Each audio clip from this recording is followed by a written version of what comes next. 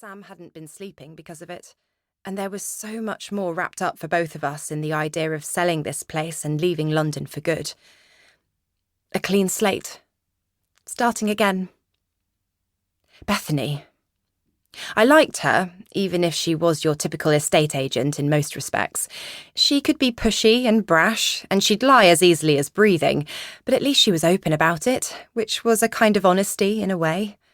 At night, when Sam tossed and murmured, and I listened in the ringing darkness to the brittle click of a lock on a bathroom door, the metallic rasp of an unknown voice, what saved me was remembering the way Bethany had arrived at our house that very first time in her expensive coat and statement spectacles, sweeping inside to talk valuations, telling us how tastefully we'd decorated and how desirable we'd made number 18 Forrester Avenue.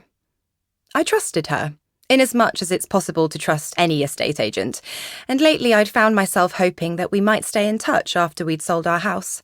But it was hard to shake the suspicion that she could have warned me earlier that she was running late, that she'd ambushed me knowingly. And you have to make the best of it now. Hurrying downstairs, I rushed along the first-floor landing and down again into the main living area, my gaze darting around, searching for anything I'd overlooked. The lights were on throughout the house. I'd brought home fresh lilies from our local florist and arranged them in a ceramic vase on the marble coffee table. The honey-coloured floorboards gleamed. Only this morning I'd dusted every single blade of the pale wooden shutters we'd fitted in the bay window. Okay, all good. I spun and looked towards the kitchen area, which was sunken and lowered by several steps. I hadn't brewed coffee. Bethany had warned us it was too much of a cliché, but I'd made sure everything was spotlessly clean.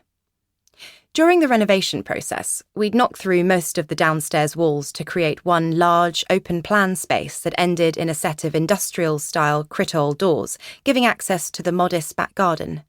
We'd done nearly all the work ourselves, swinging sledgehammers, plastering walls, but the kitchen had been professionally installed, and it was sleek and high-end.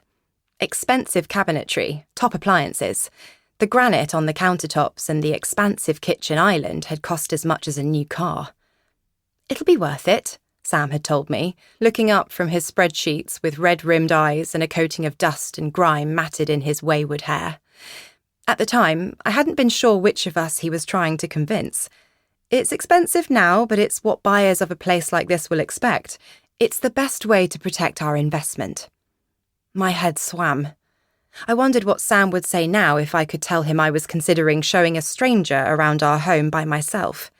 He'd probably fall silent, think carefully, then wrap me in a gentle hug, rub my back and tell me that perhaps it was time to confront my fears. Not that I could ask him. Sam would be finishing up a lecture and getting ready for his support group. His phone would be switched off.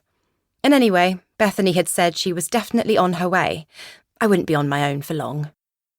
I chewed the inside of my cheek and glanced at my coat and scarf. I draped them over the back of the green velvet sofa ready for my exit, then swept them into my arms, carried them upstairs and hung them in the walk-in wardrobe we'd carved out of what had previously been the spare room next to our bedroom. When I stepped out, I drifted towards our bed, smoothing my hands over the pleated throw I kept to one side, especially for viewings. There were multiple pillows and cushions at the top of the bed, resting against the oversized headboard I'd upholstered as part of a days-long project. The headboard was bolted to a privacy wall that shielded the ensuite bathroom, and taken together, it created the impression of a fancy suite in a boutique hotel.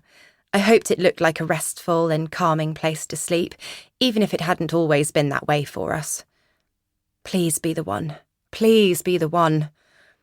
I caught sight of my reflection in the full-length mirror by the doorway, a pale, undeniably frazzled woman in her early 30s. Hair loosely tied back, baggy Aran sweater and comfortable jeans. Worry lines around my eyes and mouth. Perhaps I should change, give a different impression. But before I could act on the impulse, the doorbell rang. Chapter 2.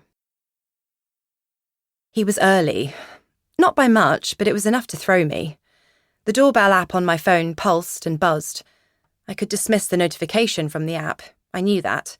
I could go downstairs, open the front door, and welcome him inside with a forced smile. But instead...